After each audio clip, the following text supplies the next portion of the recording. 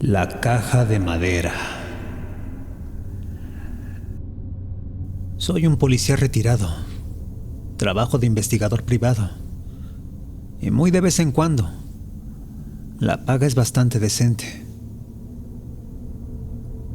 Me separé hace 4 años. Y hace poco me cambié de casa. Fui a dar un apartamento algo moderno. Todo nuevo, recién remodelado. Un lugar en el que me sentí feliz, ya que desde joven siempre quise tener un lugar así. Llevaba 2 noches ahí, cuando de pronto, de la nada, empecé a sentir y escuchar algunos pasos en la sala.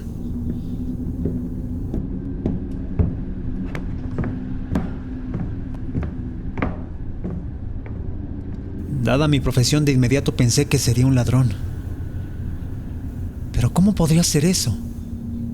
Estaba en un 9º piso y tenía servicio de portería, así que era casi imposible que alguien llegara sin pasar antes por el lugar del portero. De igual forma y por costumbre, tomé mi revólver y salí de la habitación a ver quién era.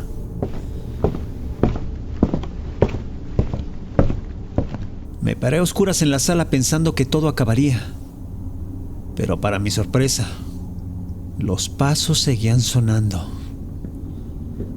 Lentamente, alrededor de mí. Pero no se veía a nadie, ni una sombra. Debo admitirlo. Como en pocas ocasiones me entró el miedo. Aquello yo sabía que no era cosa de vivos. Más bien era cosa de muertos. Recé todo lo que sabía, pues estaba petrificado, sin saber qué hacer. Prendí las luces. Vi por todos lados. Y no encontré nada. Me dije a mí mismo que sería algún sonido del edificio. Y volví a la cama. Pero yo sabía. Se oía a la perfección que esas eran las pisadas de alguien. Intenté dormir, pero seguía oyendo aquel ruido. Pasó un tiempo hasta que por ahí de las 4 o 5 de la madrugada terminaron los pasos. Por fin pude cerrar los ojos. Al día siguiente no comenté el asunto con nadie. Esperaría la noche para ver si se repetía. Y así fue. Por ahí de las 11 y 12 de la noche, comencé a oírlos de nuevo. Me levanté y fui a mirar. Los pasos tenían un recorrido bien definido. Iban desde la sala, donde estaba el sillón más grande, hasta la ventana que da a la calle. Se podría decir que eso. Miraba por la ventana y volvía al sillón. Ese era su único recorrido. Y así lo repetía por toda la noche. Al amanecer pude dormir un poco. Pero en cuanto desperté fui con el portero. Y le pregunté quién había vivido ahí antes de mí. Me dijo que una señora no muy mayor. Una que rondaría por ahí de los 50 años. Le pregunté qué había pasado con ella, a lo cual dudó un poco en responder, hasta que después de insistir por varios minutos fue que me lo contó. Aquella mujer había saltado del edificio. Mi asombro fue mayúsculo, así que le pedí que me contara cómo o por qué, a lo cual me respondió: aquella señora vivía sola. Su hija venía muy poco. Ella era quien le ayudaba con los gastos y renta del departamento. La joven, un día sin más, dejó de enviar dinero. Ya no llamaba. Y las cartas que ocasionalmente mandaba dejaron de llegar. La pobre madre hizo hasta lo imposible por saber algo de ella. A partir de eso dicen que todas las noches esperaba en la ventana a que le anunciaran desde aquí de la portería su llegada. pero eso nunca pasó. Debía 2 meses de renta, así que le pidieron el apartamento. Estuvo 15 días sin salir de ahí, hasta que llegó el momento. Una noche, como eso de las 11, la señora se lanzó al vacío. Murió al instante. Ni la hija ni nadie nunca se aparecieron a reclamar el cadáver. La administración del edificio se hizo cargo del sepelio, pagó los trámites y esa es toda la historia. Me quedé muy asombrado. Sin embargo, y dada mi profesión, solo vi una cosa por hacer. Pregunté el nombre de la hija y me fui de viaje a donde decían que vivía. Al principio fue difícil dar con ella, ya que llegando ahí averigüé que trabajaba como prostituta. Usaba el nombre de Claudia y no el que me habían dicho en el edificio. Investigué un poco sobre ella con la gente local, hasta que Martin, el dueño del prostíbulo donde prestaba sus servicios, se dignó a contarme la historia. Claudia era una chica linda, pero algo rara. A pesar de ser lo que era, no bebía, no fumaba, nada de drogas. Solo vivía por ayudar a su madre, de la cual siempre estaba hablando. Un día común y corriente llegaron 2 tipos en una camioneta.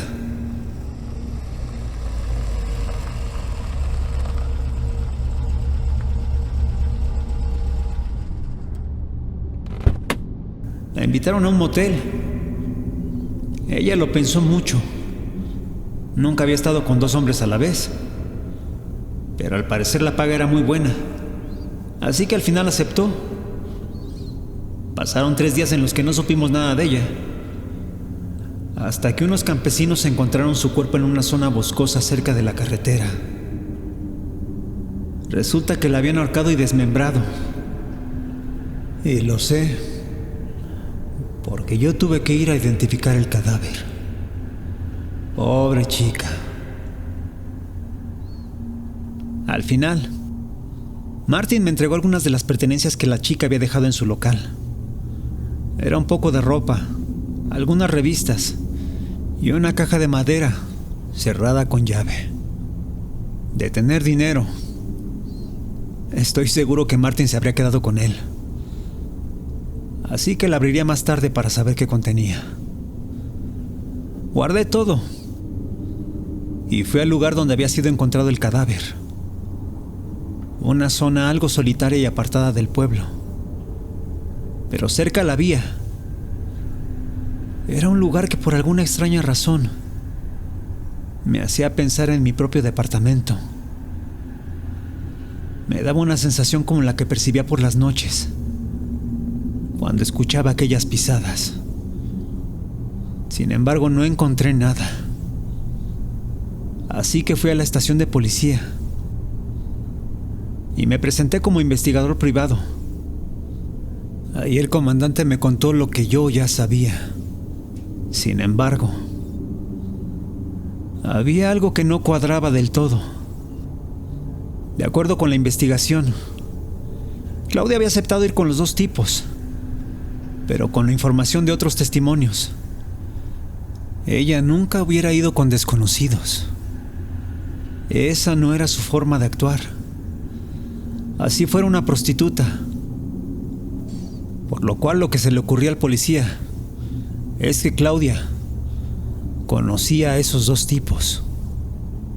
Todo esto contrastaba con Martin, el dueño del prostíbulo, quien aseguraba que esos 2 eran desconocidos.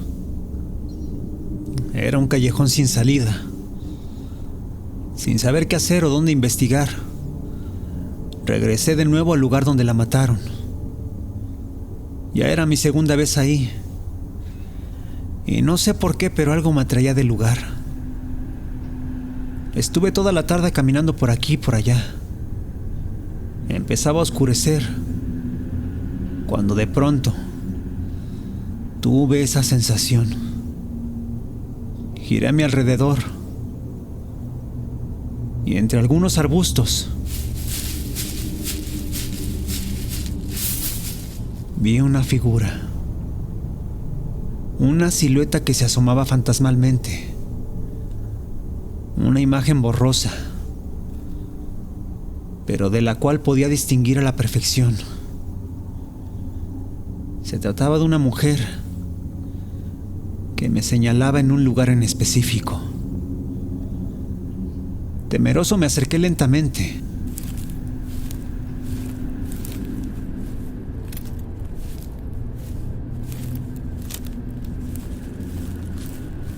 Cuando por fin llegué, la silueta ya no estaba.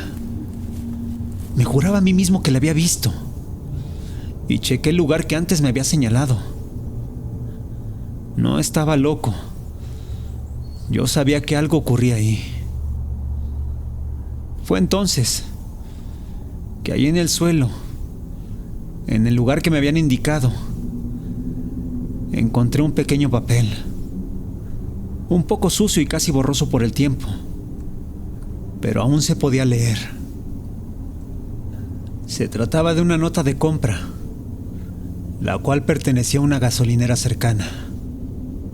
Inmediatamente fui hasta ahí e investigué si alguien había preguntado por el local de prostitutas en los últimos meses. El encargado sonrió.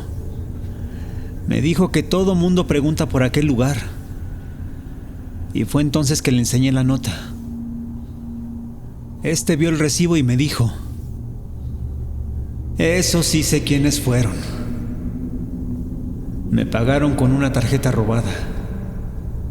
Y los recuerdo a la perfección. Resulta que se trataba de los sobrinos de Martin, el dueño del bar. Y no habían preguntado por el sitio, sino por la dirección del tío. Una chispa iluminó mi cabeza de detective. De inmediato fui con el comandante de policía y le conté la historia. Me dijo que era un buen indicio, pero que era difícil dar con ellos para obligarlos a que confesaran. Eran delincuentes recurrentes que sin pruebas fácilmente pagarían la fianza y en el peor de los casos seguramente huirían de ahí. Le pedí autorización para poder moverme como policía y regresar a interrogar al tío, dado que era un pueblo pequeño y que si resolvíamos el caso, esto le ayudaría a pedir recursos al municipio. El comandante me dio carta abierta.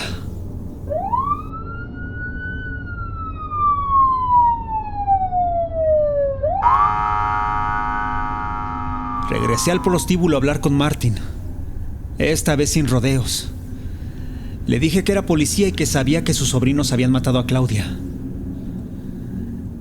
El tipo cambió de colores. Intentó disimular y continuó negando el saber algo. Así que yo insistí y le dije que era simple. Iba a investigar hasta lo último. Y si resultaba ser cierto lo que tenía informado, él se convertiría automáticamente en cómplice. Se puso blanco como un papel. Me dio la dirección y placas de la camioneta de sus sobrinos. Pero antes, también se intentó disculpar, contándome que efectivamente Claudia había aceptado ir con ellos porque eran sus sobrinos. Pero él no sabía de lo que eran capaces. Los muy diablos la habían matado y simplemente seguido con su camino. Supuestamente no dijo nada a la policía por el miedo de ser inculpado. No dije nada. De cualquier forma, él ya era cómplice por haber guardado ese secreto. Fui al poblado donde aquellos criminales vivían. Era un lugar a más de 30 kilómetros del crimen. Me presenté con ellos como amigo del tío y les dije que estaba ahí para llevarles unas botellas. Sin ningún problema me recibieron. Comenzamos a beber y entre copa y copa Los fui guiando para que me contaran y confesaran su crimen. Para ellos, no había sido más que una aventura divertida. No aguanté más. La ira me cegó y de la nada saqué mi pistola.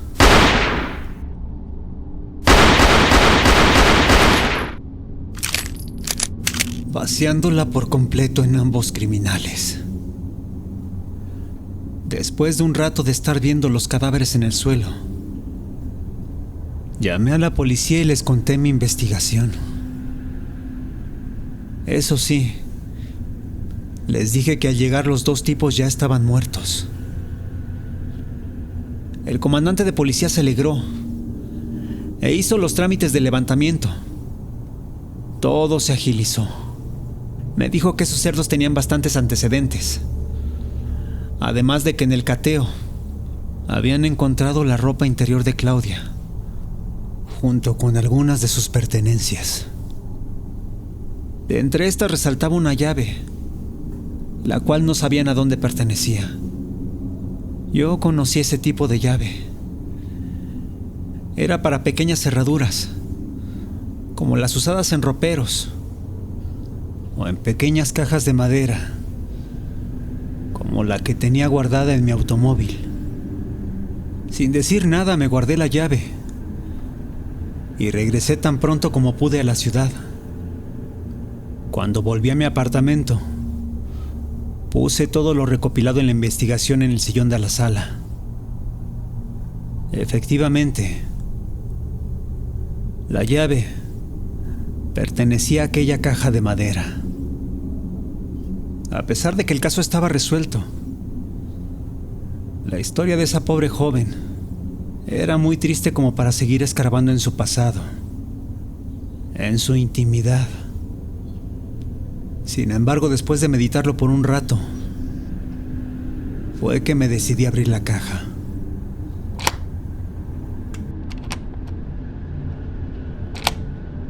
Lo único que tenía era un poco de dinero, un diario y cartas de su madre. En ellas le decía cuánto la amaba y que era la mejor hija del mundo. Por un momento no supe qué hacer con esas pertenencias. Tenía frente de mí una historia triste, así que simplemente pensé en darle un buen uso al dinero. Ya era tarde, pero aún así fue a la recepción y pagué los meses de renta que debía la señora. Al regresar al apartamento dejé las cartas en el sillón, pensando en recoger todo al día siguiente, así que me fui a dormir.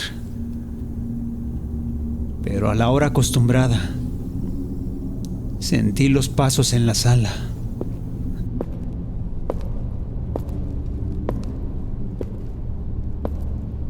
Los había olvidado por completo. Sin embargo, esta vez sonaron de manera diferente. Podía escuchar cómo alguien se sentaba en el sillón y tomaba esas cartas. Yo no movía un solo músculo. El silencio me permitía oír claramente cómo alguien lloraba en mi sala. Se trataba de pequeños lamentos, melancólicos lamentos de una mujer.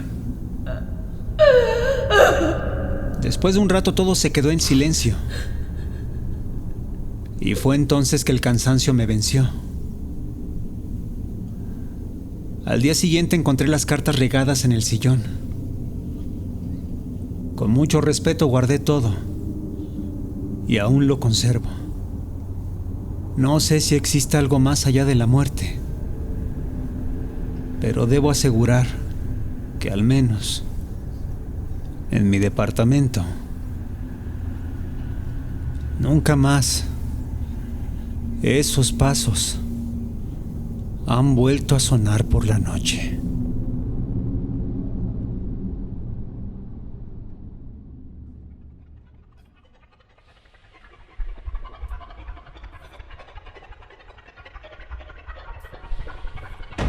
Gracias por escucharnos. Si te gustó lo que has oído, te pedimos nos regales un like, te suscribas y compartas. Esto fue Radio Caníbal.